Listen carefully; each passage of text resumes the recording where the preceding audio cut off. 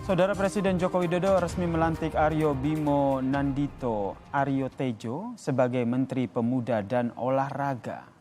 Dito dilantik sebagai Menpora menggantikan Zainuddin Amali yang mengundurkan diri usai menjadi Wakil Ketua Umum PSSI. Kader Partai Golkar ini menjadi Menpora termuda sepanjang sejarah pemerintahan Indonesia.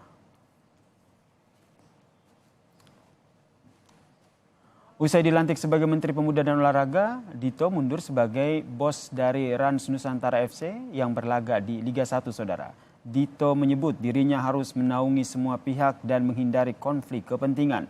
Dito mengaku sudah berkoordinasi dengan Raffi Ahmad sebagai pemilik Rans Nusantara FC terkait dengan pengunduran dirinya pada hari ini.